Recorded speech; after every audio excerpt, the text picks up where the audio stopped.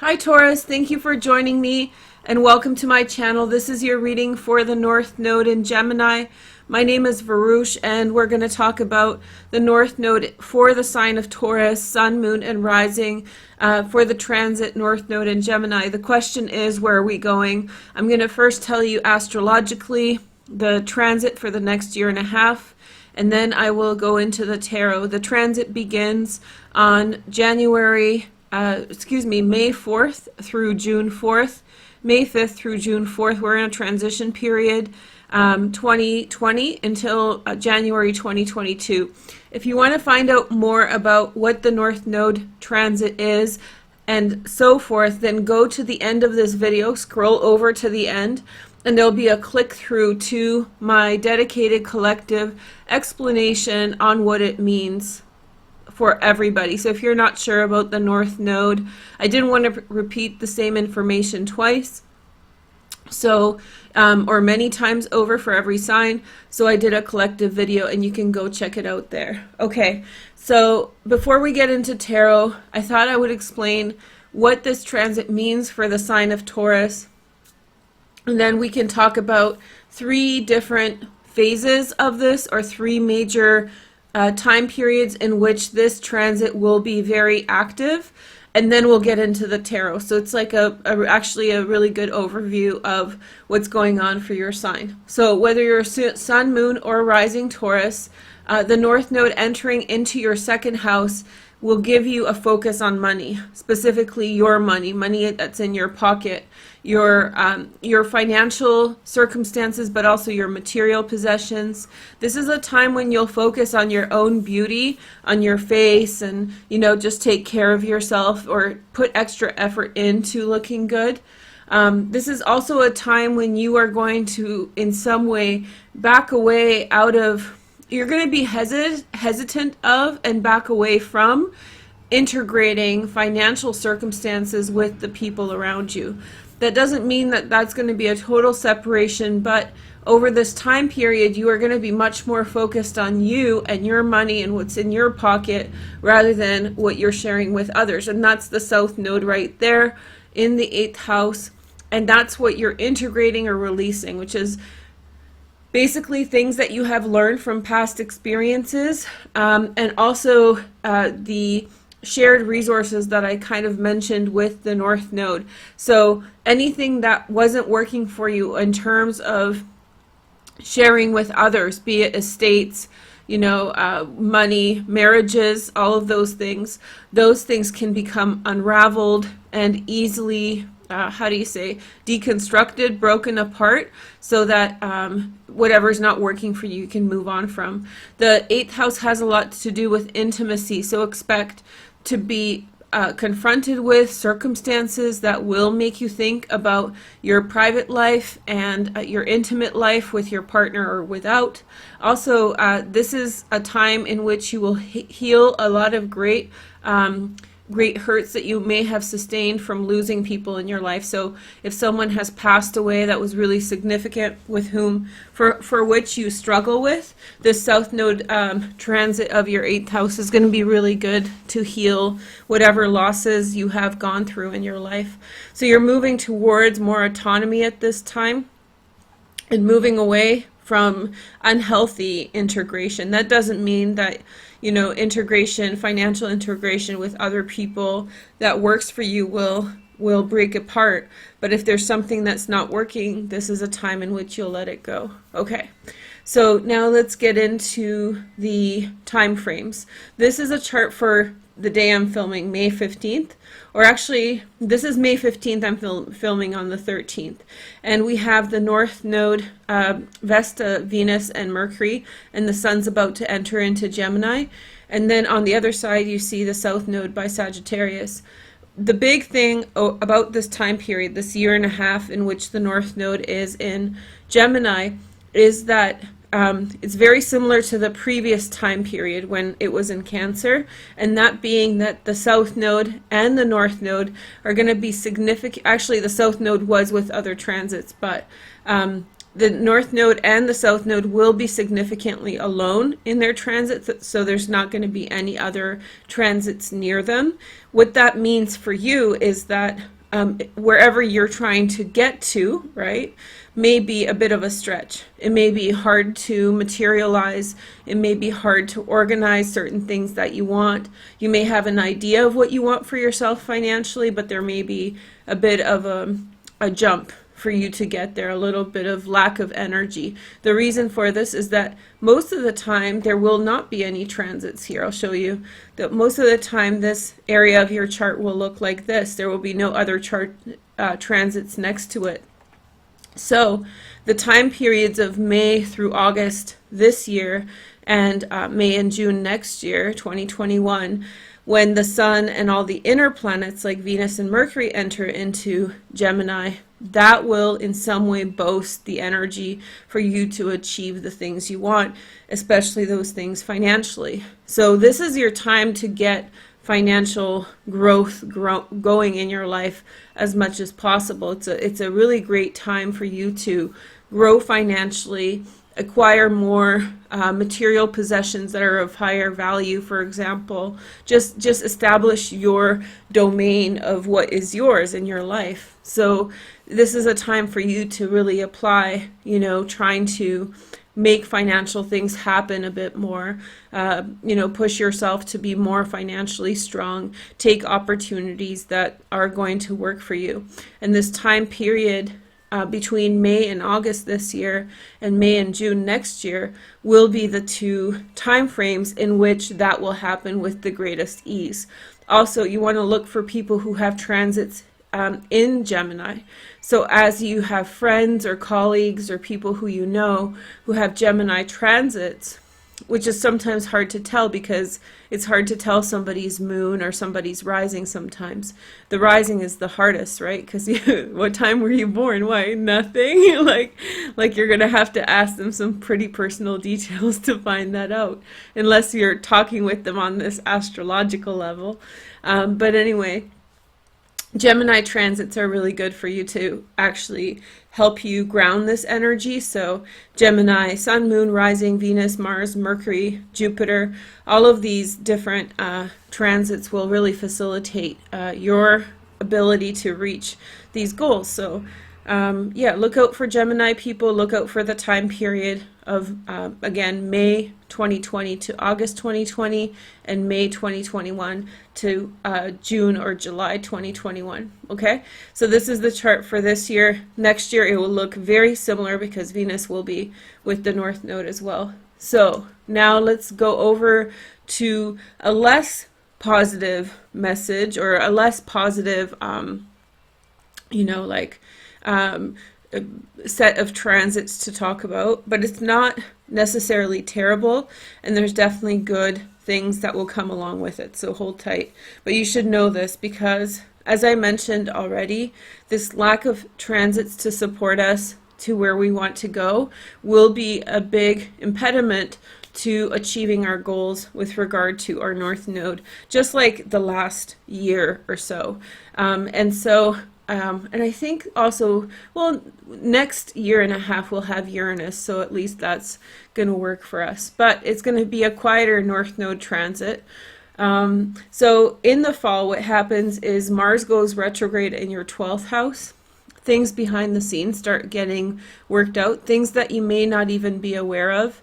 But the Mars retrograde isn't of itself problematic. That starts in September and ends in October, I believe. The problematic part is you see Lilith here entering into Taurus. It's always her, right? Lilith enters into Taurus and starts forming aspects to Uranus. That, to me, the last time that was significantly happening was in Sagittarius over here, and that was when we had so many very intense, not with Uranus, but she was aspecting Saturn at that time, and it was such a violent time in world affairs, and so many horrible things happened. And in Aries here, That's when Uranus was in Aries at the time. Uranus was aspecting Eris, which is the goddess of war. She's a counterpart to Mars. Very, very nasty asteroid that's been in Aries for a really long time. So that was really tough, but I do feel as though the Lilith-Uranus conjunction is also extremely intense and possibly even violent or destructive, like to the world and to us individually. So when Lilith enters into Taurus and starts forming this aspect, and then Mars starts entering this position as well, we're obviously in a very sensitive time right now, and so that aspect can, in my opinion, really agitate things, and so things that could potentially go wrong may go worse than, you know, we had hoped. The worst part of that, it gets worse, is Uranus forms a semi-square to the North Node, because we're talking about the North Node. So the real issue is that these three transits, because Lilith isn't a planet, start forming a conjunction together here at about 10 degrees of Taurus, or maybe 9 degrees of Taurus, and then they start forming a semi-square to the North Node.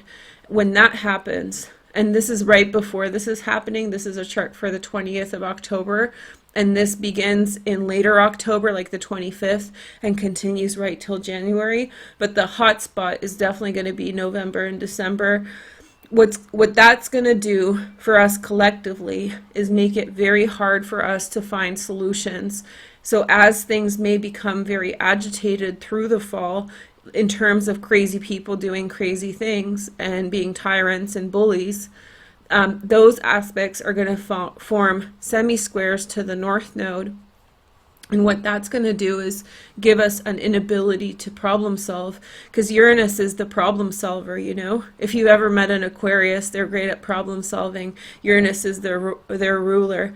So Uranus prevents us from being able to problem solve certain things, and it's going to make us feel unable to solve issues. That's world politics and world affairs, but on an individual level, look, where's your North Node? In the second house.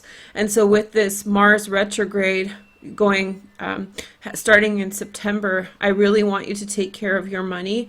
I really want you to make sure that your money is square. Do not take financial risks during this time, because you may get all riled up through the summer with all these beautiful aspects that I was talking about just a moment ago, right? All this, and Venus in your second house. She loves being in the second house. She's the ruler of the second house. But I would say use that momentum to secure yourself so that in the fall you have either savings or, you know, just really get on top of your money game. Get rid of all debt as much as you can, and try to be as debt-free as possible. And so, yeah, and that's not like a world economy prediction. That's a Taurus prediction. So, you know, better safe than sorry. That's what I'm saying. And so I feel like this aspect may present you with circumstances that if you don't watch where you're going, you might really run out of options in November and December. So you want to do as much as possible through the summer to take care of that. And so that's something to remember. But it's not without hope. The hope in this transit is the eclipse on December 14th, 2020, and that's going to be in your 8th house. I feel as though with this South Node transit, you will shift positions in terms of who you share money with and how. And so the South Node eclipse that happens on December 14th, it's a new moon eclipse. It will bring in something for you financially, okay? So last transit that I want to focus on is next year. This year in the fall is when the hard energy happens. It's going to be the last time. If you're getting worried or whatever, let me try to help you understand what it's about for you. There's a bunch of planets in your 9th house. This is where the South Node was last year. Excuse me. And so you have Saturn, Pluto, and Jupiter in your 9th house. Whatever has started in your life as a pattern, look for a pattern in your life between January, February, March, and maybe a little bit of April. Whatever that eclipse in December 2019 brought in Capricorn, whatever pattern started for you on a personal level, I feel as though it will reach its catharsis or its pinnacle and start work itself out in your ninth house of ideas. So it's something about shifting your perspective on the world, shifting how you think of yourself in the world, and so therefore who you are in the world. There's a big change coming for you at that time. There's no eclipse here at this time, so it's easier energy than last year. But I think it is probably a mirror that somehow is trying to get you to push past any obstacles that have presented themselves to you in early part of the year, January, February, or March. Okay, so then we have the July transit, July 25th, 2021. 2021 will be a much easier energy for us in terms of the North Node, South Node axis. In January, Juno, the wife of Jupiter, enters your 8th house. That's really good for relationships for you guys. And she will be there until September. Also in July 25th, Lilith enters into your 2nd house. And between July 25th and about August 5th, you may feel a pang of doubt, or you may experience a situation that will really doubt your financial future. Remember, that's just about 10 days long. When that happens, there will be a situation that will make you feel ill about your financial situation or so forth. That's Lilith messing with your North Node. Remember, that's smoke and mirrors. It's not the real deal. So hold your tongue, hold and wait, because Ceres, one of my favorite planets for the 2nd house, is entering your 2nd house. She's the goddess of cereal and nutrition. So you will have a wave of prosperity enter your financial life next year in early August. I didn't check the exact date. But Ceres has this long transit. She has a long retrograde period. And so she will enter into Gemini in early August and then stay there until the North Node moves into Taurus at the end of the beginning of 2022, in January 2022. So essentially, any crap that Lilith brings your way, Ceres will in some way protect and nullify. So it's only that 10 days in which you may experience something that creeps you out, that freaks you out, especially about your finances, but you hold on tight through that, and in 10 days you will have protective energy and prosperity enter into your life. Ceres is the mother, and so it's like, imagine a mom protecting her cubs. So you may very well experience some kind of a turnaround, or someone else might step in and help in your circumstances. So don't freak out in July. Hold on tight for August. So that's all I have for astrology. Now let's see where you are going. First, we're going to take a look at the South Node in that 8th house. We're going to see what kind of energies you're integrating, what you're leaving behind. Let's see. Okay, so we have 3 of Pentacles, recognition, and reward. Okay, so I think you've drawn people to yourself because of your thoroughness, because of your strengths. So you've applied yourself quite readily in whatever it is that you are doing, and you have committed yourself to something, and you are seeing the success of that. Then we have the 4 of Pentacles, and then we have firm foundation. So you have established strength for yourself. Oh, I know where this is going. Okay, let me tell you where this is going, and then we'll see if the cards follow. This is telling me that you have earned a lot for yourself. And when we earn a lot for ourselves, when we really push, that thing forward, we establish ourselves a certain way to gain whatever it is that we need to gain, and gain in strength for. People who are maybe more lazy than you, maybe have not put in that work, will try to latch on in one way or another. And so I think your South Node transit, which is all about releasing attachments to unhealthy patterns of sharing, you may be in some way presented with situations in which somebody's trying to get at your bag in one way or another, and these people may be close to you. And you got to really watch yourself and draw those boundaries well, because it's telling me right here that you have worked really hard to get where you're going, and now you in some way you have worked really hard to where you're going, and now you are being presented with the challenge of defending that in some respect, or showing respect to that effort. And then we have the Five of Pentacles. I think people are going to approach you with financial worries. I think people are going to approach you with like, oh, like, let's be a team now. It's like, why weren't you a team when I was getting this, when I was getting my bag? Why weren't you helping to getting the bag? And now you want to cop in on the money. Then you have the Seven of Cups. Choose wisely. I'm telling you, be careful of who you choose as allies. Having said that, no successful person does it alone.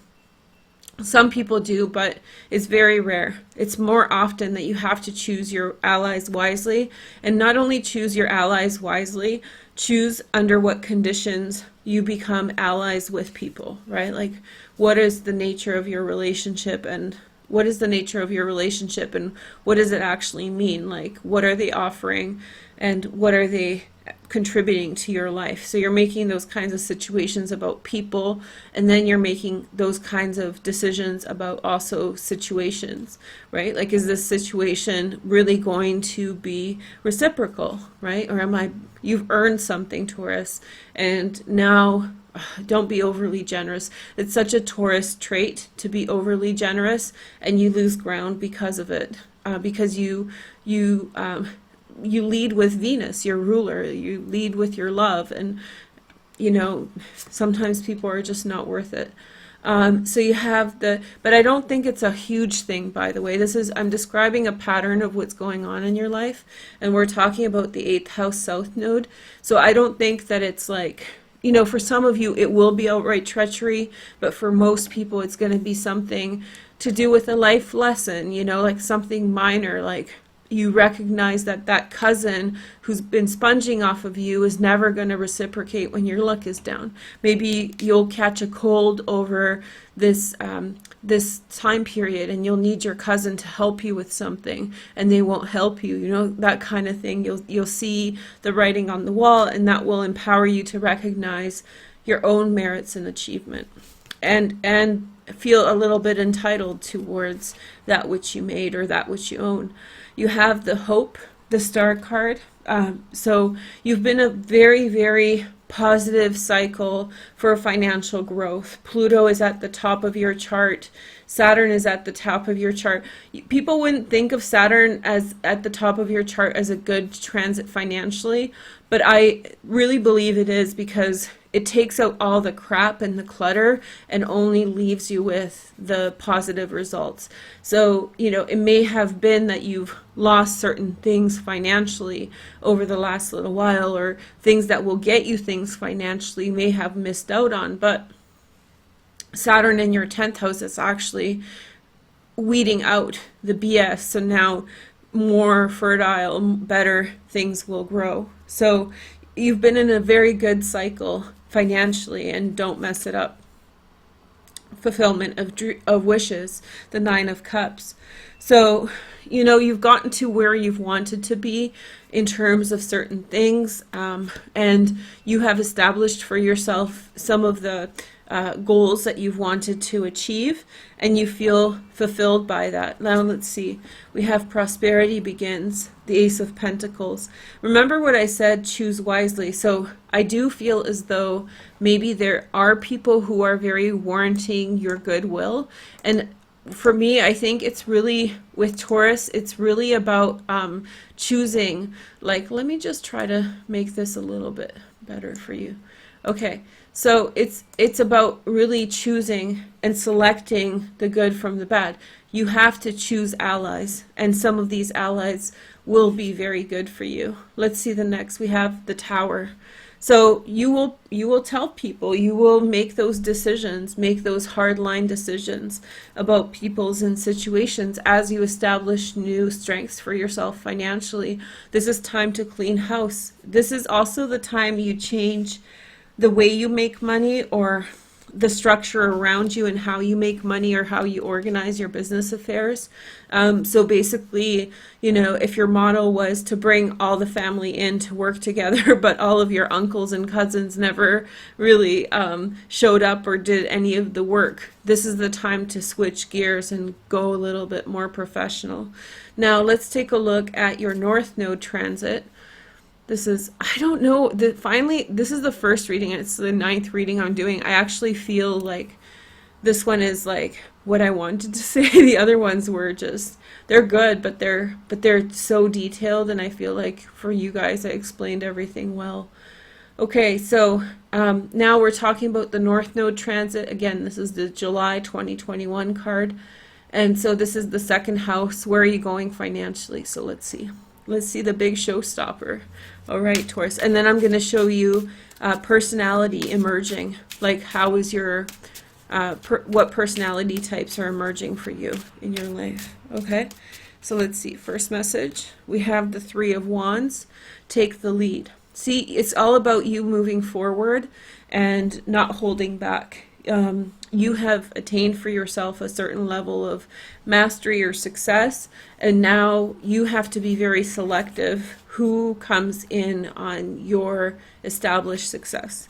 Then we have the 6 of Swords. Moving on, there's a certain feeling of guilt that I'm picking up on, so I do understand that moving past certain people and situations is going to be hard because you feel you're very good with money, but you're not cutthroat.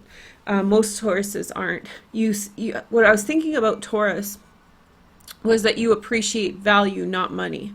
And value denotes like the quality of something, including the quality of people. And maybe that's what you're conflating, and emotionally it's hard. Because maybe you're conflating the value you feel, the personal value you feel for some people, with the actual value that they bring to what you are putting together or what you have going for yourself. And so this is about, in some way, separating that. Because in business, that makes business really hard when you care about people to such an extent that you make business decisions that work against your business best interests, right?